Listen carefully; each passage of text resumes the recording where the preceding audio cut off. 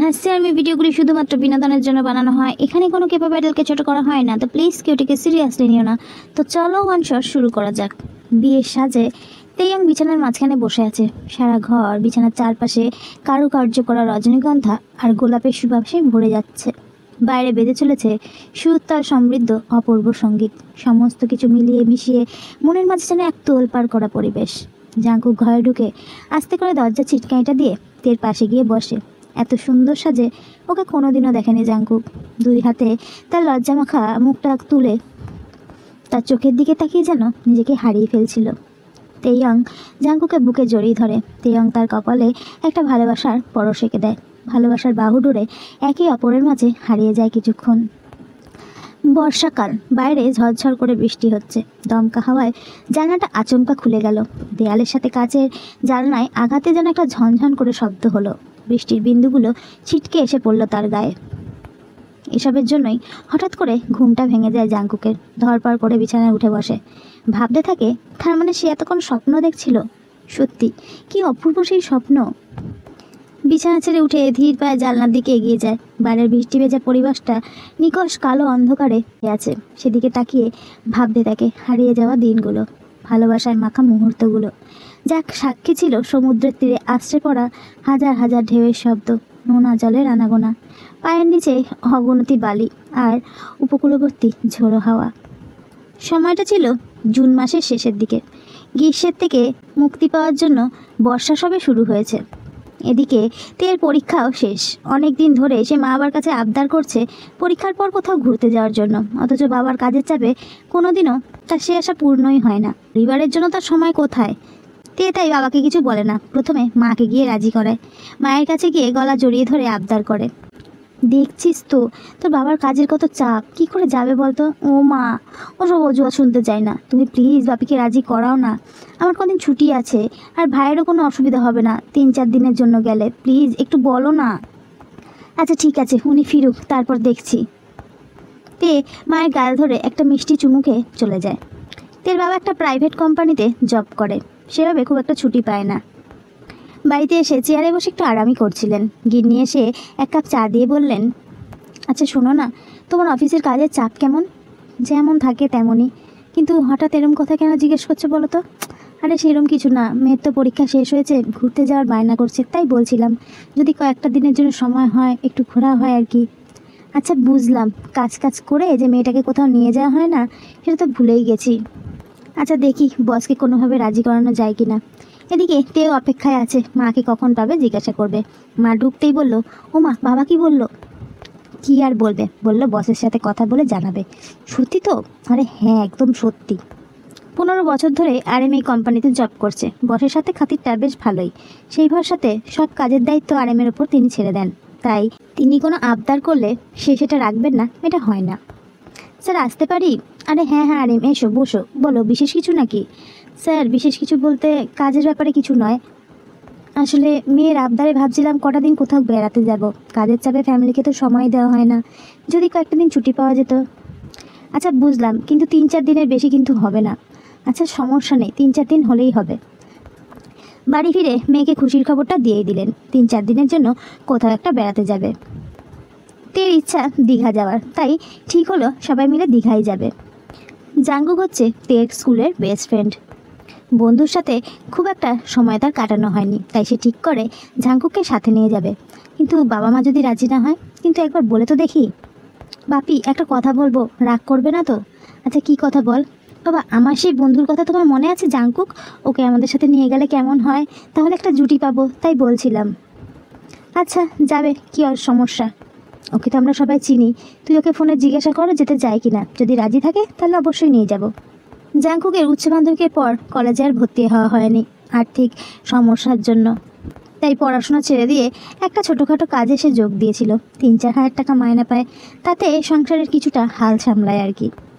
তেইয়ং তাড়াতাড়ি জাঙ্কুককে ফোন করে। প্রিয় বান্ধবী ফোন দেখে সে সাথে সাথে রিসিভ করে। কী রে বল, কেমন আছিস? ভালো আছি, তুই কেমন আছিস রে? আর যাকে কেমন আছিস বলতে হবে না, শোন না, যেটা বলার জন্য ফোন করেছি, শুনলেই তোর মন ভালো হয়ে যাবে। আচ্ছা বল, কী এমন কথা? তারপর জাঙ্কুককে সে সমস্তটা বুঝিয়ে বলে। আজ অব্দি তের কোনো কথাই সে ফেলেনি, তাই এটাও ফেললো না, সে যাওয়ার জন্য রাজি হয়ে যায়। এরপর নির্দিষ্ট সময় মতো তারা পৌঁছে যায় দীঘাতে। নিজেদের রুমে একটু রেস্ট নিয়েই তারা সমুদ্রে স্নান করতে যাওয়ার প্ল্যান করে। তে আর জাঙ্কুক দুজনে শুধু বন্ধুই, প্রেমমূলক কোনো সম্পর্ক কোনোদিনই তৈরি হয়নি তাদের মধ্যে, বা হয়তো বা সুযোগই পায়নি এমন কিছু উপলব্ধি করার জন্য। তবু দুজনের দুষ্টু মিষ্টি খুনসুটিতে ভরা বন্ধুত্বের সম্পর্কটা দেখে ওদের সকল ক্লাসমেট ওদের প্রেম বলেই ধরে নিয়েছিল। তাতে ওদের কোনোদিনই কিছু যায় আসেনি, বরং ইয়াকি ঠাট্টা আরও বাড়িয়ে দিত। সকলকে নিশ্চিত করতে বাধ্য করাতো যে তারা সত্যিই প্রেমিক। কেউ কিছু জিজ্ঞাসা করলেও বলতো, হ্যাঁ আমরা প্রেমিক প্রেমিকা, কোনো অসুবিধা? কিন্তু এখানে বেড়াতে এসে দুজন দুজনকে আবারও যেন নতুন করে আবিষ্কার করলো। নতুন করে খুনসুটিতে সমুদ্রের ধারে একসাথে হাত ধরে হাঁটা, গল্প করা। তের বেড়ানোটা বড়ই সার্থক বলে মনে হচ্ছে। তার প্রিয় বন্ধুকে অনেক দিন পর কাছে পেয়ে সে যেন প্রাণ ফিরে পেল। দুজনের একঘেয়েমি জীবনের মাঝে শীতল বাতাসের ছোঁয়া যেন ভরে উঠেছে মন প্রাণ। আর সত্যিই তো, বন্ধুত্ব এমন একটা সম্পর্ক যার বিকল্প কিছুই হতে পারে না। তে বলে, এই জাঙ্কুক, বিকেলে তুই আর আমি ঘুরতে যাব, যাবি তো? আপনি যা ঠিক করবেন তাই হবে। দুপুরে খাওয়া দাওয়া করে তারা দুজনে বিকেলে ঘুরতে যাওয়ার প্ল্যান করে। পৌঁছে যায় তালসারিতে। জায়গাটা খুব সুন্দর, জল তরঙ্গে নৌকাগুলো দুলছে, বেশ নিস্তব্ধ আর নির্জন। কোথাও হাঁটু পর্যন্ত জল, কোথাও আবার বালির চর জেগে উঠেছে। লাল কাঁকড়া নিজের মতো এদিক ওদিক ছুটে চলেছে। আর সেখানে তে আর জাঙ্কুক যেন দুই মুক্ত বিহঙ্গের মতো ডানা মেলে নিজেদের ওড়াচ্ছে। হ্যাঁ রে তে, হঠাৎ করে তুই আমার সাথে কেন ঘুরতে এলি বলতো? ব্যাপারটা কি জানতে পারি? আমার প্রেমে টেমে পড়লি নাকি? প্রেম? তা আবার তোর সাথে? পাগল হয়েছিস? আর তোকে এখানে কেন নিয়ে এসেছি সেটা জেনে তোর কি প্রয়োজন? তুই এলি কেন বলতো? তখন তো একবার বলিসনি যে যাবো না। নিজে এলে ঠিক আছে, আর আমি নিয়ে এসেছি তাতেই সমস্যা? জানিস তো, এখন একটা কথা আমি ভাবছিলাম। কি ভাবছিস শুনি? নিশ্চয়ই কোনো কুবুদ্ধি মাথায় এসেছে। আচ্ছা শোন, সবাই জানে আমরা প্রেম করি, আর তুই এখন আমার কাছে একা। আমি তোর সাথে যা ইচ্ছা তাই করতে পারি বল। একটা ছেলে তোর সাথে একা হাঁটছে, ভয় করছে না তোর? কথাটা শুনতে না পাওয়ার ভান করে তেয়ং হাঁটতে হাঁটতে দূরে চলে যায়। জাঙ্কুক আবার চিৎকার করে বলে, কী রে, কী বললাম শুনতে পেলি? না শুনিনি, আর শুনতে পাবোও না। তের কথা বলার ধরনটা দেখে মনে হলো সে একটু রাগ করেছে। জাঙ্কুক একটু এগিয়ে গিয়ে হাতটা ধরে বলে, রাগ করলি? আচ্ছা সরি, কান ধরছি। জাঙ্কুকের হাতের স্পর্শে তের শরীরে যেন এক অদ্ভুত শিহরণ খেলে গেল। জাঙ্কুক আজ যেন কেমন একটা বিহেভ করছে। কখনো তো এমন করেনি, কখনো এভাবে হাতও ধরেনি। ওদের প্রাণের বন্ধুত্ব আজ যেন অন্য কিছু বলতে চাইছে। তে বলে, ছাড় তো, তুই না আমার সাথে কথাই বলিস না। তোকে এখানে আনাটাই আমার ভুল হয়েছে, তুই বড্ড বাজে। আচ্ছা তে, তুই ভাব, কতদিন হয়ে গেছে তুই আর আমি একসাথে আড্ডা দিই না, সময় কাটাই না। তোকে আরও একবার নতুন করে এমনভাবে পাবো কখনো ভাবিনি। তুই না চাইলে হয়তো হতোই না। তুই কি ভাবিস যে আমার তোকে মনে পড়ে না? আমিও তোকে অনেক মিস করি। তুই কাজে ব্যস্ত থাকিস আর আমি পড়াশোনায়। কি করে যোগাযোগ করব বল? তবু কি সেদিনগুলো ভোলা যায়? জানি রে, মন চাইলেও তো আসতে পারি না। কতবার তুই আমায় বলেছিস কলেজের কাছে একদিন আসতে, আমি তো পারিনি। তাই তো সব ছেড়ে তোর সাথে এই মূল্যবান সময়টুকু কাটাতে চলে এলাম। সংসারে বাবা একার রোজগারে দিনে দিনে জিনিসপত্রের যা দাম বেড়েছে তাতে চলছিল না, তাই কাজ তো করতেই হতো। আর ভাইয়ের ভবিষ্যতের কথা তো ভাবতে হবে বড় দাদা হয়ে, তাই না? কি করে হাত পা গুটিয়ে বসে থাকি? হ্যাঁ বুঝি আমি। তুই কি এসবই বলে যাবি নাকি একটু ঘুরবি? জায়গাটাতে এলাম একটু মজা করতে, আর তুই কী সব বলে যাচ্ছিস? একটু পরেই সন্ধ্যা হয়ে যাবে, চল কাছের এই নৌকাটায় উঠি, একটু গল্প করি। নে, হাতটা ধরে শক্ত করে ওঠ। এরপর দুজনেই নৌকায় ওঠে। তের অনেকগুলো সুন্দর ছবিও তুলে দেয় জাঙ্কুক। এরপর নৌকায় করে ঘুরতে থাকে, কিছু ছবি লেন্সবন্দিও করে। আর তেয়ং বলে, সব কিছু লেন্সবন্দি করতে নেই, কিছু ছবি নিজের মনেও রাখতে হয়, যেটা সারা জীবন মনে পড়বে। তারপর কিছুক্ষণ ঘোরাঘুরি করে সন্ধে হতে সেদিন তারা ফিরে আসে। রাতে খাওয়া দাওয়া করে ঘুমোতে চলে যায়। সেদিন মধ্যরাত পর্যন্ত দুজনেই জেগেছিল। নানা ভাবনার ভিড়, আশা, মনে অস্থিরতা তাদেরকে ঘুমোতে দেয়নি। কেমন যেন এক অন্যরকম অনুভূতি হচ্ছে। বারবার একে অপরের কাছে ছুটে যাওয়ার ইচ্ছাতে মন ছটপট করছে। পরদিন সকালে সবাই মোহনায় ঘুরতে যায়। সেখানে মাঝিরা নৌকা তুলে অনেক রকমারি মাছ নিয়ে আসে। সেগুলো নিয়েই জাঙ্কুক আত্তে খুনসুটিতে ব্যস্ত। সেটা দেখে জিন বলে, তোরা কি সবসময় এমনটাই করে যাবি নাকি খাওয়া দাওয়া করবি? উপমা খাবো তো, তোমরা চলো আমরা একটু ওদিকটা ঘুরে আসছি। এরপর দুজনে একটু এগিয়ে গিয়ে পাশাপাশি বসে। জায়গাটাতে লোকজনের আনাগোনা বেশ কম, অসংখ্য ঢেউ আছড়ে পড়ছে সামনে সারি সারি বোল্ডারের ওপর। টুকরো টুকরো জলের কণা ছিটকে এসে পড়ছে তাদের গায়ে। বেশ কিছুক্ষণ কেউ কোনো কথা বলেনি, তবু মনের মধ্যে একটা ঝড় বয়ে চলেছে। এটা যে সহজে থামার নয় সেটা তারা দুজনেই বুঝতে পারছে। পরদিন তারা ফিরে যাবে, আবার কবে কথা বলতে পারবে কি পারবে না তারও ঠিক নেই। তারা বুঝেছে তাদের এই বন্ধুত্বটা যেন ভালোবাসায় রূপান্তরিত হয়েছে। হঠাৎ তে জাঙ্কুকের হাতে হাত রেখে বলে, দেখ দূরের ওই নৌকাটা কি সুন্দর, তাই না? একেবারে ছবির মতো। জাঙ্কুক অবাক হয়ে ওর দিকে তাকায়। ওর হাসিটা যেন কয়েক মুহূর্তের জন্য ওকে স্তব্ধ করে দিয়েছে। কী রে, কী ভাবছিস? কোথায় হারিয়ে গেলি? মন খারাপ? কে তো ভাবছিস, বলবি না আমাকে? ভাবছি একটা কথা, তোকে বলবো কি না সেটাও ভাবছি।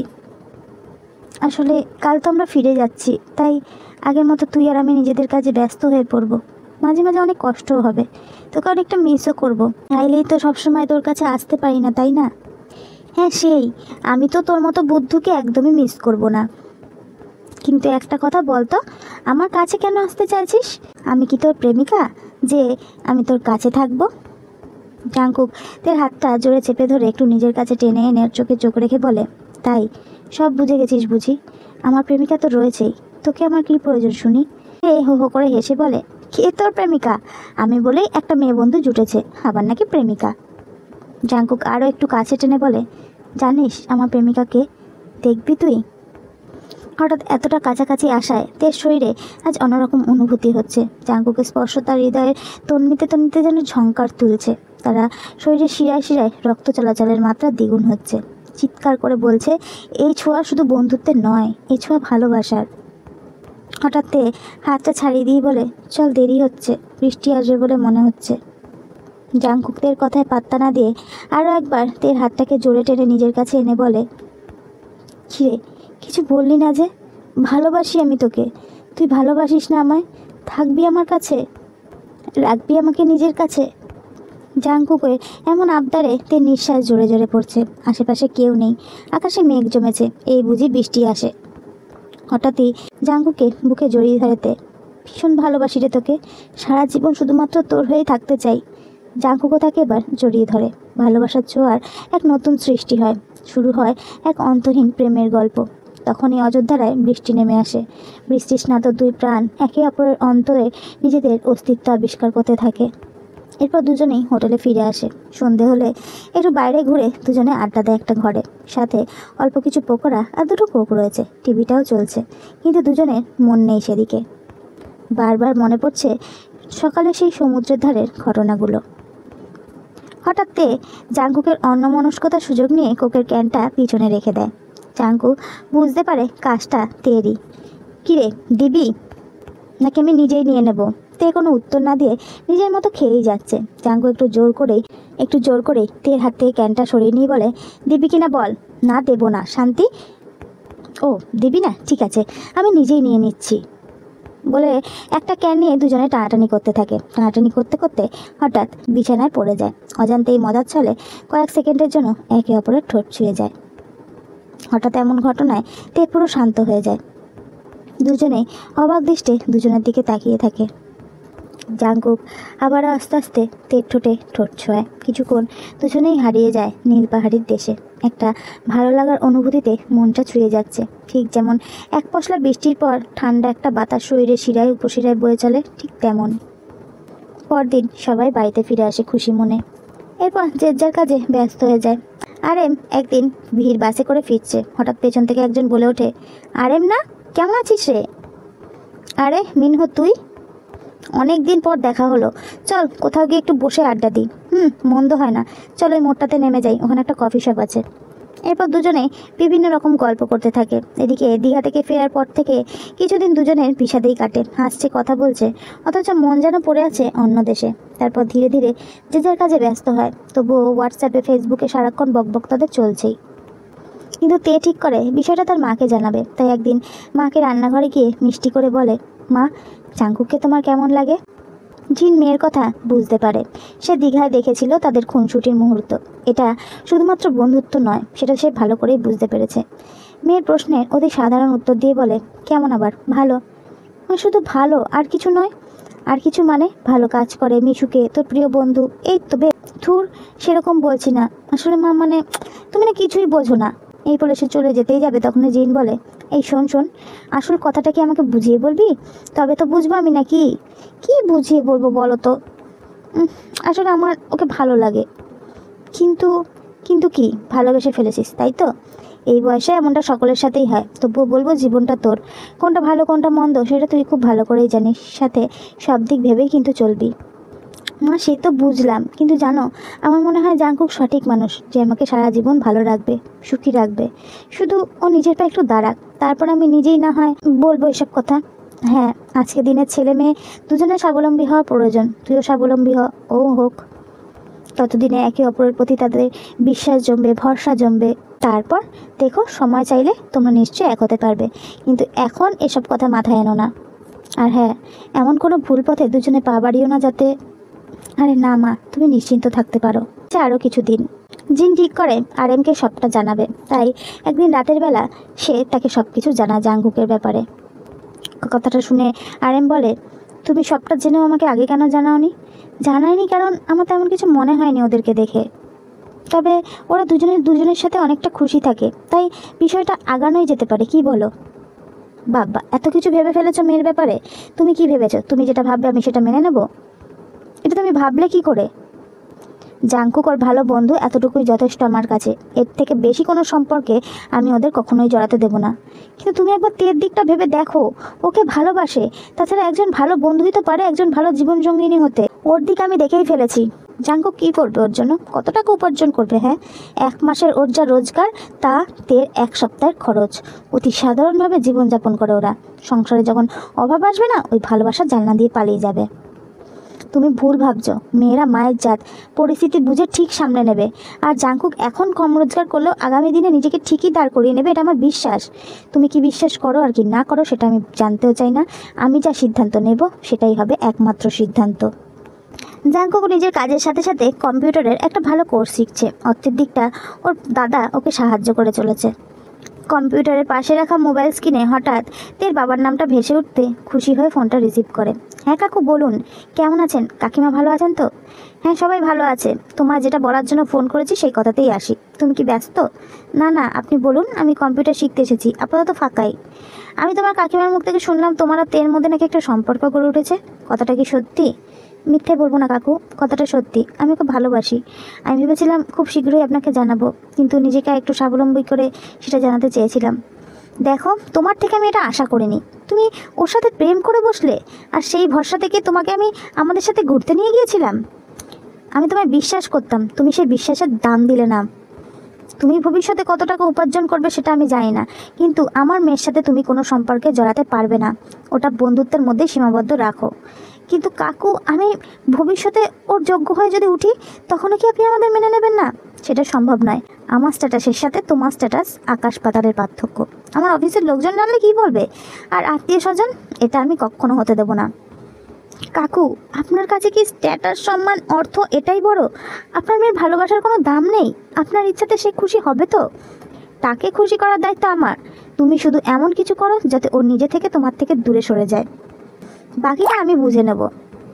তুমি যদি সত্যি ওকে খুশি দেখতে চাও, তাহলে সেটার প্রমাণ দাও। জাঙ্কুকে চোখে নোনতা জলে ঝাপসা হয়ে আসছে। সে থেকে নিজের প্রাণের থেকেও বেশি ভালোবাসে। তার থেকে আলাদা কিভাবে থাকবে? তবুও আজ ভাগ্যের সাথে লড়াই করার পালা। তের বাবার বলা প্রত্যেকটা অহংকারের শব্দ তার স্বপ্নের প্রত্যেকটা পাতাকে তীক্ষ্ণ তরবারির ন্যায় আঘাত করে ছিঁড়ে ছিঁড়ে দিয়েছে। তাকে নিজেকে প্রমাণ করতেই হবে। জাঙ্কুক নিজের চোখের জলটা মুছে বলল, ঠিক আছে কাকু, নিশ্চিন্তে থাকুন। কথা দিলাম, ওকে আমি আমার থেকে দূরে সরিয়ে দিতে বাধ্য করব। আর এটাও শুনে রাখুন, একদিন নিজেকে আমি ওর যোগ্য প্রমাণ করবই। আর সেদিন যদি ঈশ্বর আমাদের সাথে থাকেন, সেদিন আপনি আমাদের আটকাতে পারবেন না। কথা দিলাম, বলে জাঙ্কুক ফোনটা রেখে দেয়। সঙ্গে সঙ্গে কম্পিউটারে আইটি সেকশন রিলেটেড কিছু তথ্য সার্চ করতে থাকে, আগামী অনিশ্চিত জীবনকে সুনিশ্চিত করার তাগিদে। এর মধ্যেই আরএম একদিন তেকে ডাকে, তে এদিকে এত কথা আছে। হ্যাঁ বাবা বলো। এই দেখ, মোবাইলটা পছন্দ হয়েছে তোর? তুই বলেছিলি তোর জন্য একটা মোবাইল লাগবে, তাই এনে দিয়েছি। ওয়াও, দারুণ! Love you Bappi. বাপিকে যখন এতই ভালোবাসো তখন বাপির একটা কথা শুনতে হবে, এবার শুনবে তো? কথা দাও। হ্যাঁ বাপি, তোমার সব কথা শুনবো, কথা দিলাম, প্রমিস। তুমি বড় হচ্ছ, তোমার প্রতি আমার একটা দায়িত্ব আছে, তাই আমি চাই গ্র্যাজুয়েশনটা কমপ্লিট করলেই সঠিক পাত্রের হাতে তোমায় পাত্রস্থ করতে। পরীক্ষাটা শেষ হতে দাও, তোমার জন্য যোগ্য পাত্র আমি দেখে রেখেছি। বাপি, আমি আর পড়াশোনা করতে চাই, নিজে স্বাবলম্বী হতে চাই, সেখানে বিয়ে হয়ে গেলে তো পড়াশোনা করতেই পারবো না। তোমার পড়াশোনা ছেড়ে দেওয়ার কথা আমি বলিনি। যে ছেলেটিকে আমি দেখেছি তোমার বিয়ের জন্য, সে তোমাকে পড়াশোনা করতে দেবে, চাকরিও করতে দেবে। আমি চাই তুমি ওর সাথে একবার মিট করো। সেটা তো বুঝলাম বাপি, কিন্তু আমি ভাবছিলাম যে কোনো কিন্তু নয়, তোমার সব কথা আমি মেনে নিলেও এ ব্যাপারে আর কোনো সিদ্ধান্ত মানতে আমি রাজি নই। তুমি বড় হয়েছো, বুঝতে শিখেছো। আমার মনে হয় সমস্ত বিষয়টা তোমার সামনেই আলোচনা করা উচিত। আমি যে ছেলে স্থির করেছি তোমাকে তাকেই বিয়ে করতে হবে। আর্মির কথা পরিষ্কারভাবে তাকে জানিয়ে দেওয়া হয়, আর অপ্রত্যক্ষভাবে তিনি বলে গেলেন সে জাঙ্কুকে কোনোভাবেই মেনে নিচ্ছে না।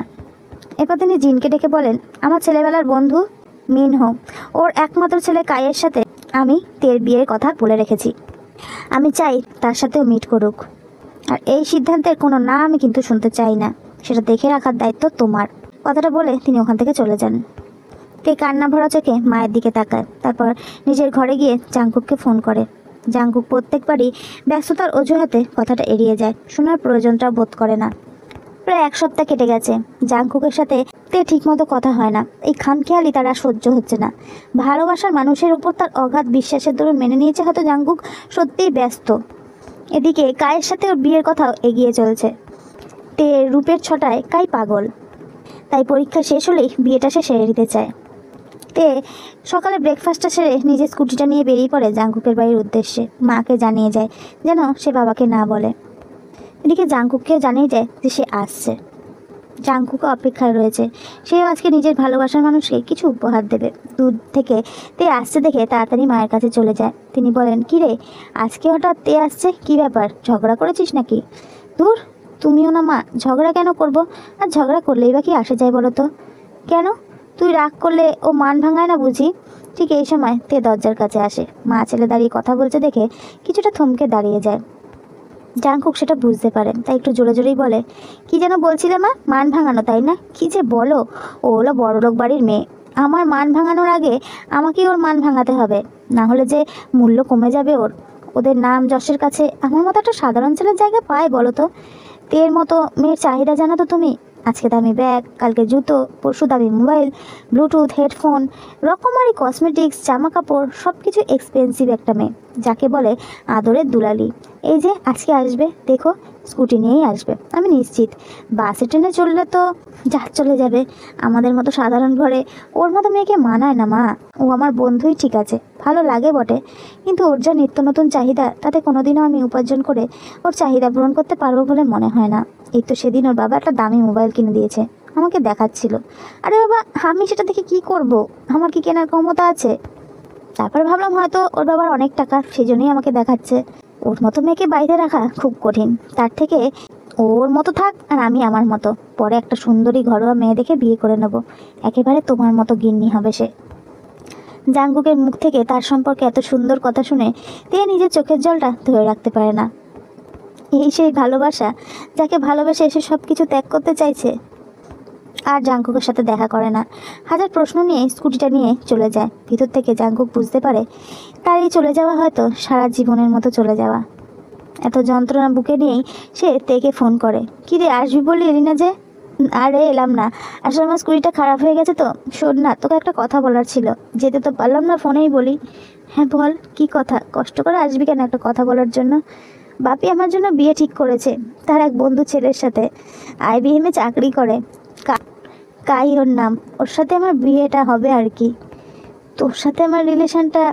জাঙ্কুকে পুরো কথাটা শেষ করতে দেয় না, আস্তে আস্তে বলে, পাগলি মেয়ে, তুই এখনও বড় হলি না বল? মানে কি বলতে চাইছিস? আমি তোর সাথে কয়েকদিন ইয়ার্কি করেছিলাম, তুই কি সত্যি ভেবে নিয়েছিস নাকি যে আমরা প্রেম করছি? আরে দূর, তুইও না পারিস বটে। জাঙ্কুকে এই নিক্ষেপ করা বর্ষাটা তের মনে একেবারে ফোর হয়ে যায়। নিঃশব্দে কেঁদে ওঠে। ওদিকে জাঙ্কুকও ক্ষান্ত না থেকে বলে, শোন, কাকুর দেখা ছেলেটাকে বিয়ে করে নে, আশা করি খুব ভালোই হবে, তোকে অনেক ভালো রাখবে। আর বিয়ের কার্ডটা সবার প্রথম যেন আমিই পাই, তাহলে তুইও সবার আগে আমার বিয়ের কার্ডটা পাবি, কথা দিলাম। মনে থাকবে তো? আরে মনে থাকবে, অবশ্যই পাবি। প্রায় 3 মাস কেটে গেছে, তের বিয়ের দিন এগিয়ে এসেছে। 20 দিন আগে থেকে নিমন্ত্রণ শুরু হবে। বিয়ের কার্ড নিয়ে তে বেরিয়ে যায় জাংকুককে নিমন্ত্রণ করতে। এদিকে আরেমও বেশ খুশি, মনে মনে জাংকুককে ধন্যবাদও জানিয়েছে, কারণ জাংকুক না চাইলে হয়তো এই সফলতাটা সে কোনোদিনও পেত না। এদিকে জাংকুক ঠিক করেছে তের বিয়ের পরের দিনই ব্যাঙ্গালোরে চলে যাবে। এখনও তার নিজেকে প্রমাণ করা বাকি। তে জাংকুককে ফোন করে জানিয়েছে সে আসছে, কিন্তু 15 মিনিট সময় পেরিয়ে গেছে, তারপরও তার কোনো পাত্তা নেই। জাংকুক অস্থির হয়ে পড়ল। এত দেরি তো হওয়ার নয়। মাকে চিৎকার করে বলল, মা, আমি দাদার বাইকটা নিয়ে একবার দেখে আসি, তে কোথায়? তুমি ততক্ষণ ওর জন্য খাবারগুলো রেডি করো। আরেম কাজ করছিল, হঠাৎই তার ফোনটা বেজে ওঠে। তাড়াতাড়ি ফোনটা রিসিভ করতেই যাবে, দেখে জাংকুকের নম্বর। হ্যালো বলার আগেই ওদিক থেকে ভেসে আসে, কাকু, তের অ্যাক্সিডেন্ট হয়েছে, আমি ওকে সঞ্জীবনীতে নিয়ে যাচ্ছি, তুমি তাড়াতাড়ি আসো। কি কি বলছো? কি করে হলো? কোথায়? আমি আসছি।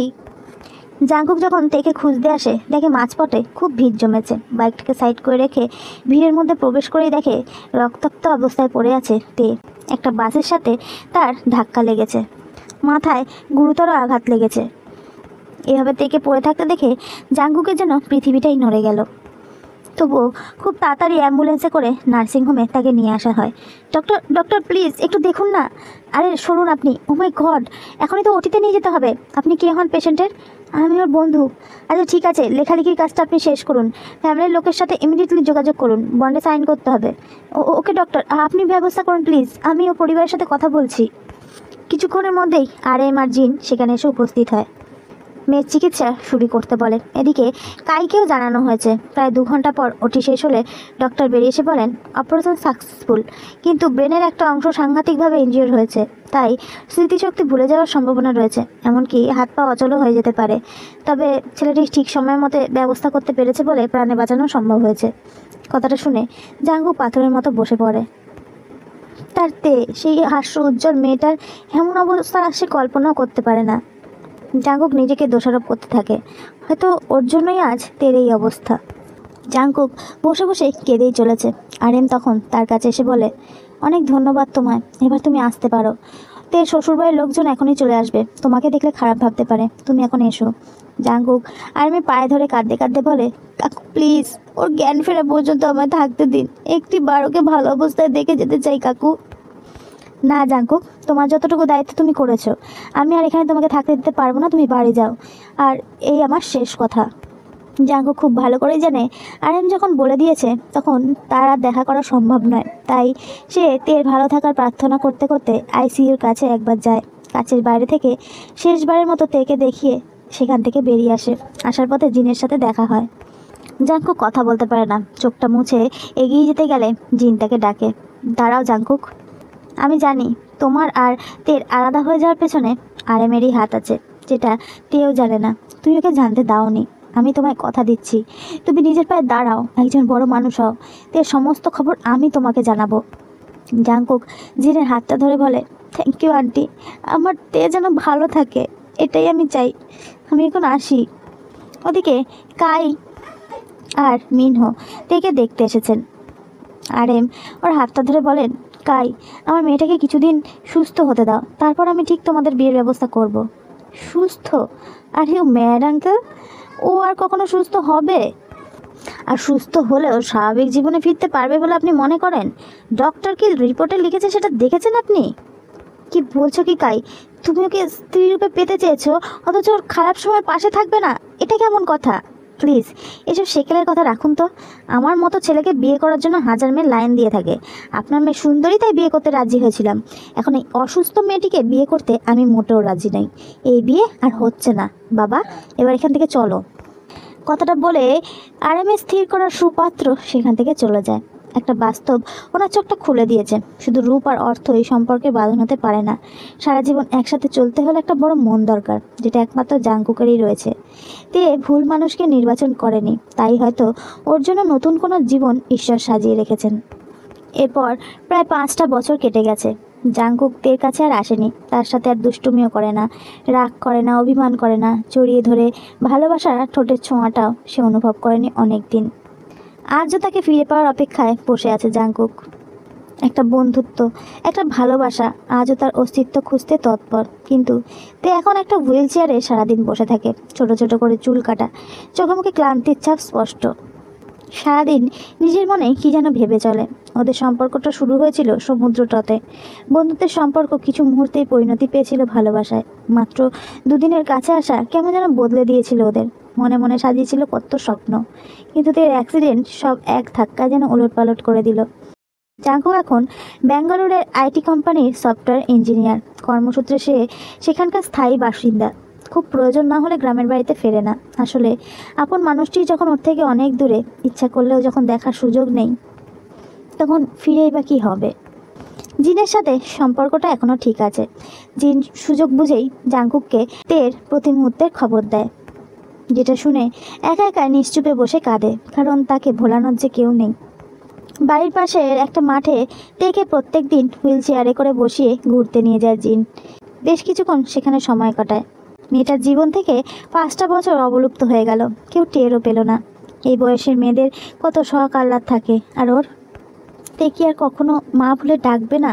এসব চিন্তায় কত রাত জিন ঘুমাতে পারেনি। ডাক্তার বলেছে ওর নার্ভের অনেকটা উন্নতি হয়েছে, কিন্তু সে বাহ্যিক প্রকাশ ঘটাচ্ছে না, হয়তো ঘটাতে চাইছে না। এমনই একদিন মাঠে বসেছিল। মাঠের একপাশে 2 ছেলে মেয়ে গল্প করছে, হাতে সাধারণ একটা আইসক্রিম। খাতা নিয়ে টানাটানি করতে গিয়ে মেয়েটার আইসক্রিমটা পড়ে যায়। সে বিরক্ত হয়ে ছেলেটাকে বলে, দেখলি তো, শুধু তোর জন্য আমার আইসক্রিমটা পড়ে গেল। তোকে কোনোদিন আর কিচ্ছু দেবো না। তুই স্কুলে আসিসনি বলে ভালোভাবে সাহায্য করতে গিয়ে খাতাটা দিলাম, আর কি করলি দেখ। কতদিন আমি আইসক্রিম খাইনি তোর সাথে, তুই ফেলে দিলি। ছেলেটি আদুরে মাখায় বলে, সরি, রাগ করিস না প্লিজ। এই নে, তুই আমারটা খেয়ে নে, পরে না হয় আবার 2টো কিনে খাবো। তোরটা কেন খাবো? তুই একটু আমার কথা ভাবিস না। আবার রাগ করছিস? কি বললি? আমি তোর কথা বুঝি না তাই তো? ভাবি না তোর কথা? তুই ডাকলি আর আমি ছুটে চলে এলাম, সেটা কি শুধুমাত্র খাতার জন্য? তোর দরকার তাই তুই এসেছিস, না হলে আসতিস না। যা তো, একদম আমার সাথে কথা বলবি না। এসব দেখতে দেখতেই হঠাৎ করে তে চেয়ার থেকে ধপাস করে পড়ে যায়। জিন ছুটে আসে, অন্যদের সাহায্যে তাকে আবার তোলা হয়। একটু চোট লেগেছে। সেদিনই তারা ডাক্তারের কাছে নিয়ে যায়। ডাক্তার বলে ও শুনতে পাচ্ছে, কিন্তু রেসপন্স করার চেষ্টা করলেও পারছে না কোনো একটা কারণে। তাই জন্যই ও পড়ে গেছে। একটু নজরে নজরে রাখুন, ইমপ্রুভ হচ্ছে। তবে ও এমন কিছু খুঁজছে যেটাও খুঁজে পাচ্ছে না। সেদিন রাতে আরএম জিন আর তের ঘরে আসে। জিন এখন তের সাথেই ঘুমায়। কি ব্যাপার, তুমি এত রাতে? একটা কথা ছিল। ও বলো। আচ্ছা, তুমি কি জাঙ্কুকের কোনো খবর জানো? কোথায় আছে, কেমন আছে? বাবা, হঠাৎ তুমি ওর খোঁজ নিচ্ছ? ছেলেটার প্রতি আমি অনেক অন্যায় করেছি। আমি খুব বুঝতে পারিনি গো। প্রত্যেকটা দিন আমি অপরাধ বোধে শেষ হয়ে যাচ্ছি। কিছু ভুল ফিরিয়ে নেওয়া যায় না গো। ও আজ নিজেকে প্রমাণ করেছে, বেঙ্গালুরুতে প্রতিষ্ঠিত হয়েছে, কিন্তু যার জন্য এত কিছু, আর সেই ওর কাছ থেকে থেকেও নেই। ঈশ্বর হয়তো এভাবেই শাস্তি দেন জানো। আমি সেদিন নিজে ওকে দূরে চলে যেতে বলেছিলাম তের থেকে। যদি জানতাম তাতে তের জীবনটা এভাবে তছনছ হয়ে যাবে, আমি কখনো এটা করতাম না। সেদিন যখন তে বিয়ে করতে রাজি হয়েছিল, আমি অনেক খুশি হয়েছিলাম। ভেবেছিলাম আমি হয়তো জিতে গিয়েছি, কিন্তু নিয়তির কি পরিহাস দেখো, আমি জিতে গিয়েও হেরে গেছি। এসব কথাবার্তার মাঝখানে জিন লক্ষ্য করলো তের চোখে মুখে একটা অস্থিরতার ছাপ, যেন কিছু একটা বলতে চাইছে। বিষয়টা আরএমও খেয়াল করে। তারা বুঝতে পারে এই মুহূর্তে জাঙ্কুককে তাদের বড্ড প্রয়োজন। ভোর 5টা বাজে। আচমকা ফোনটা বেজে ওঠে জাঙ্কুকের। ফোনের স্ক্রিনে তাকিয়ে সে চমকে ওঠে। এত ভোরে কাকিমা ফোন করলো? তে ঠিক আছে তো?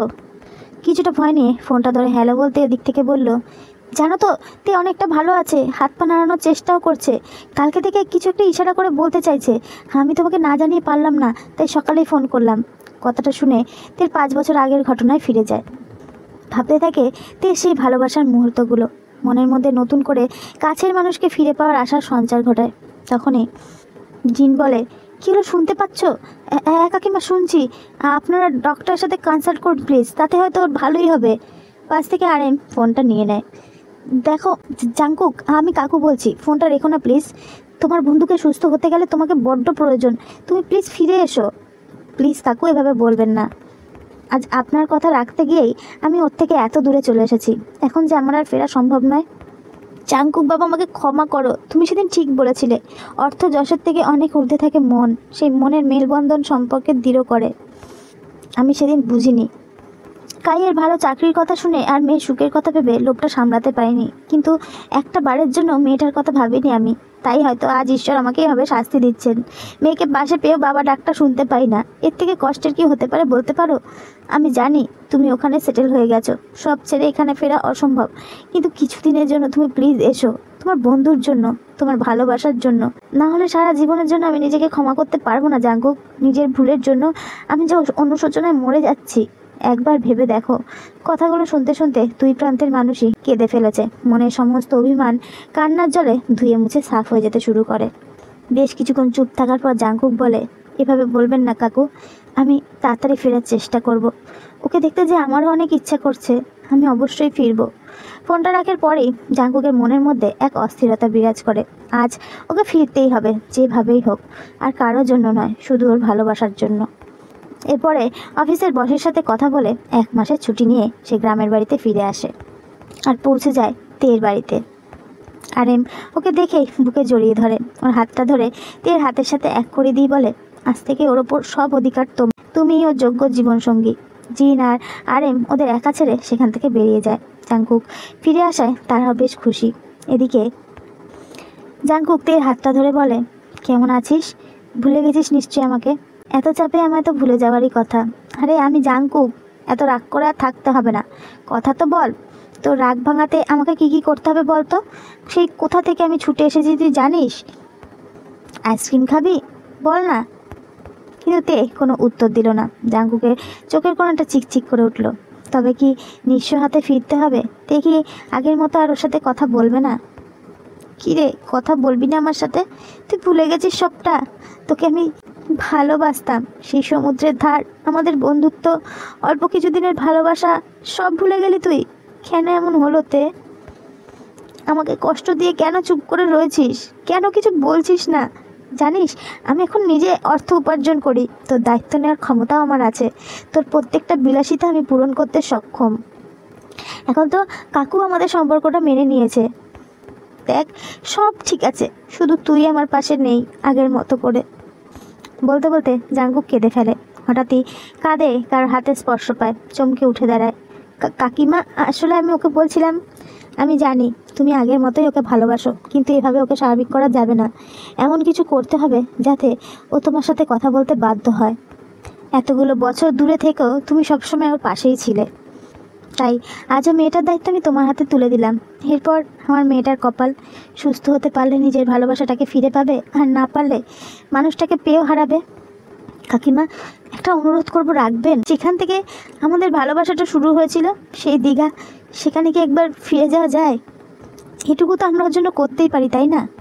জাঙ্কুকের কথায় তারা রাজি হয়। আবার দীঘা যাওয়ার ব্যবস্থা করা হয়। পুরনো কথাগুলো ভিন্ন রকমভাবে মনে করাতে শুরু করে তেকে। সেই একইভাবে খাওয়া, সেই নৌকায় বসে ঘুরতে যাওয়া, তেকে হুইল চেয়ারে বসিয়ে জাঙ্কুক সেই সব কিছুই করতে থাকে। যেখানে তাদের প্রথম ভালোবাসার বহিঃপ্রকাশ হয়েছিল, জাঙ্কুক সেখানে তেকে নিয়ে যায়। সমুদ্রের জল আছড়ে পড়ছে পাথরের গায়ে, কয়েক বিন্দু ওদের গায়েও লাগছে। তের চোখে মুখে অস্থিরতার ছাপ জাঙ্কুক বুঝতে পারছে। কিরে, আজও একইভাবে চুপ করে থাকবি? কতদিন আমায় কাঁদাবি বলতো? ফিরে আয় না আরও একবার প্লিজ। তোর কি মনে হয় না জাঙ্কুক এইভাবে যন্ত্রণায় মরে যাচ্ছে? দেখ, আমি কিন্তু বেশি দিনের ছুটি নিয়ে আসিনি, আবার আমায় ফিরতে হবে। তুই কি চাস আমি নিঃস্ব হয়ে ফিরে যাই, সকলের কাছে এটা প্রমাণ করে দিয়ে যাই যে আমি কখনো তোকে ভালোই বাসিনি, আমাদের সম্পর্কটা মিথ্যে ছিল? এভাবে আমি ফিরতে পারবো না রেতে। তার থেকে বরং একেবারে না ফেরার দেশে চলে যাওয়াটাই ভালো। যেখান থেকে আমাদের ভালোবাসাটা শুরু হয়েছিল, সেখানেই না হয় আজ হারিয়ে যাক সমস্ত ভালোবাসার ছোঁয়া। কথাগুলো বলতে বলতে জাঙ্কুক কেঁদেই চলেছে। জাঙ্কুকের কথাগুলো তে সমস্তটাই শুনতে পাচ্ছে। তে হাত পা অসম্ভব রকমভাবে কাঁপছে, কিছু বলতে চাইলেও যেন বলতে পারছে না। হালকা হালকা বৃষ্টি পড়তে শুরু হয়েছে। জাঙ্কুক ওর হাতটা ধরে কেঁদেই চলেছে। তারপর আস্তে আস্তে উঠে দাঁড়ায়, ধীর পায়ে জলের ঢেউয়ের দিকে এগিয়ে যেতে থাকে। কিছুক্ষণ আগে জোয়ার এসেছে, জলের স্তর অনেকটা উপরে। তাহলে কি অজানা দুর্ঘটনার সাক্ষী হয়ে যাবে ভালোবাসাহীন যৌবনোচ্ছল দুটো প্রাণ? জাঙ্কুক হাঁটতে হাঁটতে অনেকটা এগিয়ে গেছে। হঠাৎই টলমলো পায়ে উঠে দাঁড়াতে ধীরে ধীরে হাতটা তুলে অনেক কষ্টে বলে, তারা জাঙ্কুক, যাস না, অনেক জল। কিন্তু জাঙ্কুক অব্দি সেই আওয়াজ পৌঁছায় না। জাংকুক, তারা তারা তারা জাংকুক। এবার বেশ চিৎকার করেই কথাটা বলে ওঠে। জাংকুক তড়িৎ বেগের মতো ঘুরে দাঁড়ায়। এ কাকে দেখছে? তে দাঁড়িয়ে আছে, কথা বলছে। ছুটে ওর দিকে এগিয়ে আসে। দুজনকে বুকে জড়িয়ে ধরে। তে এখনও ঠিকমতো দাঁড়াতে পারছে না। তের হাত পা থরথর করে কাঁপছে। আর একটু হলে হয়তো পড়েই যেত। জাংকুক ওকে কোলে তুলে নেয়। দুজনেই কেঁদে চলেছে। জাংকুক তার পরীক্ষায় পাশ করেছে, ফিরিয়ে আনতে পেরেছে তার ভালোবাসার মানুষ আবার প্রাণোচ্ছল পৃথিবীতে, যার সাক্ষী রইল বৃষ্টি আর নিঃস্বার্থ ভালোবাসার ছোঁয়া আর এই সমুদ্রের ঢেউ। এরপর সপ্তাহ দুয়েকের মধ্যে জাংকুকের হাত ধরে তে অল্প অল্প করে সুস্থ হয়ে ওঠে। ডক্টরের কাছে রুটিন চেক আপে জাংকুককে নিয়ে যায়। সে এখন ভালো করে বেশ কথাও বলতে পারছে, হাঁটতেও পারছে। দুই পরিবারই এক নতুন সম্পর্কের আসার অদম্য প্রচেষ্টা চালিয়ে চলেছে। দুই পরিবারের মতে ওদের বিবাহের দিনও ধার্য করা হয়েছে, কিন্তু জাংকুক চায় আগে আইনি মতে ওদের বিয়েটা হোক। সেই মতো রেজিস্ট্রি অফিসে দুজনের পরিবারই পৌঁছে যায়।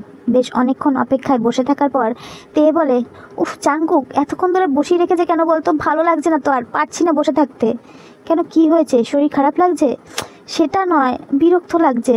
আচ্ছা কি করব বল, আমি কয়েকবার জিজ্ঞাসা করে এলাম, একটা ডিভোর্সের কাজ চলছে তাই দেরি হবে বলল। কেন, আমাদের তো সময় দেয়া ছিল, তারপরও আরও 2 ঘন্টা লেট। তোরা বস তো, আমি দেখে আসছি বলে তে গেল। আরে যাস না, দাঁড়া একটু অপেক্ষা কর। উফ। তে ভেতরে ঢুকে দেখে এক দম্পতিকে উকিল মশাইয়ের সামনে বসে থাকতে। তে সোজা তাদের সামনে গিয়ে বলে, এই যে আপনারা, কি ব্যাপার বলুন তো? নিজের বৈবাহিক জীবনের সমস্যা মেটাতে পারেন না আর এখানে এসেও ঝগড়া করে যাচ্ছেন। এখনও সিদ্ধান্ত নিতে পারছেন না কি করবেন। এত যখন অস্থিরতা, তাহলে বিয়েটা কেন করেছিলেন মশাই? বলে ছেলেটার দিকে তাকালে তে অবাক হয়ে যায়। কাই তুমি? আর ডিভোর্স? কাইও তেকে দেখে অবাক হয়। এ তো সেই তে, যাকে একদিন নার্সিংহোমের বেডে অসুস্থ অবস্থায় দেখে বিয়েতে প্রত্যাখ্যান করে সে চলে এসেছিল। আর সেই তে আগের মতো পুরনো রূপে চোখ ধাঁধানো সৌন্দর্য নিয়ে দাঁড়িয়ে রয়েছে।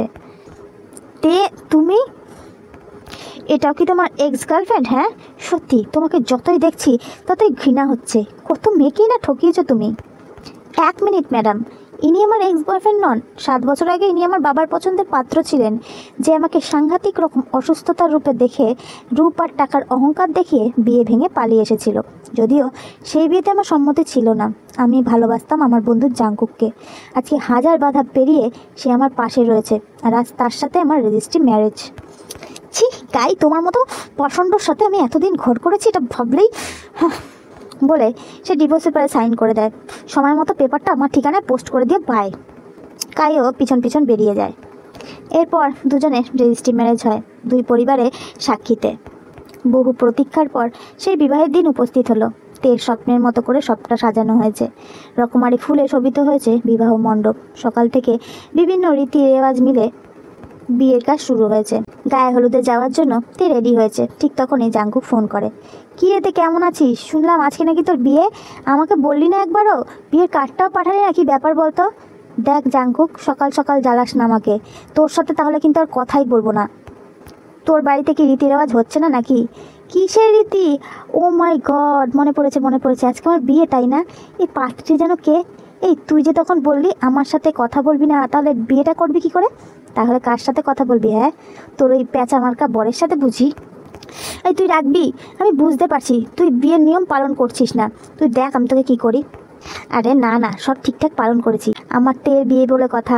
আচ্ছা তে, তুই কি আমায় এভাবে তুই করেই ডাকবি? তুই রাখবি না মার খাবি? জাংকুক হেসে ফেলে। আচ্ছা রাখো, যাও তাড়াতাড়ি পৌঁছে যে অপেক্ষা করো, আমি আসছি। এরপর রাত 9টায় লাল টুকটুকে বেনারসিতে সেজে ধুতি পাঞ্জাবি বর বেশে থাকা জাংকুকের সামনে উপস্থিত হয়। এক এক করে সমস্ত নিয়ম পালন করে বিবাহ বন্ধনে আবদ্ধ হয় তারা। বৌভাতের সমস্ত কাজ মেটার পর তেকে বিছানার মাঝে নববধূ হিসেবে বসিয়ে রাখা হয়েছে। জাংকুক এসে ওর পাশে বসে ওর হাতটা ধরে বলে, আর কোনোদিনও আমায় ছেড়ে যাস না তে। তোকে ছাড়া যে আমার জীবনটা অচল। তোর সাথে আলাপের প্রথম দিন থেকেই আমার জীবনটা তোর সাথে জুড়ে গিয়েছিল, কিন্তু আমরা উপলব্ধি করতে পারিনি। তুই যখন আমার কাছে থেকেও ছিলিস না, তখন প্রত্যেক রাতে কত কেঁদেছি তুই জানিস, কিন্তু বিশ্বাস ছিল তোকে ঠিক আমি ফিরে পাবো। তে জাংকুকের গালে হাত দিয়ে বলে, আর সব পুরনো কথা নয়, আজ থেকে সমস্ত দুঃখ ভুলে ভালোবাসা সাজিয়ে তুলবো আমাদের নতুন সংসার। কোনো বিপদ এলে দুজনে মিলে ঢাল হয়ে সামলাবো। তারপর তে জাংকুকের কোলে মাথা রাখে। জাংকুক তে চুলগুলো নিয়ে খেলা করতে থাকে। প্রায় মধ্যরাত, ঘরের নীলাভ আলোয় মিলিত হয় দুটি ঠোঁট, পরস্পরের গভীর ভালোবাসায় জড়িয়ে বহু দিনের অপেক্ষামান দুটো শরীর উষ্ণ ভালোবাসার বিনিময়ে ব্যস্ত হয়ে পড়ে। সঠিক ভালোবাসা যদি থাকে তাহলে কোনো শক্তি তাদেরকে হারাতে পারে না, আর অর্থ যশ কখনোই সম্পর্কের মাপকাঠি হতে পারে না। সেখানে প্রয়োজন হয় শুধু দৃঢ় বিশ্বাসের, যার প্রমাণ দিল জাংকুক আর তে। এমন নিঃস্বার্থ ভালোবাসা জন্ম জন্মান্তর অটুট থাকুক। সব সম্পর্কই যেন জাংকুক আর তের ভালোবাসার ছোঁয়ায় পরিপূর্ণ হয়ে ওঠে। So guys, that's for today. যদি ভিডিওটা ভালো লাগে লাইক করো, কমেন্ট করো, শেয়ার করো, চ্যানেলটা সাবস্ক্রাইব করা নিও।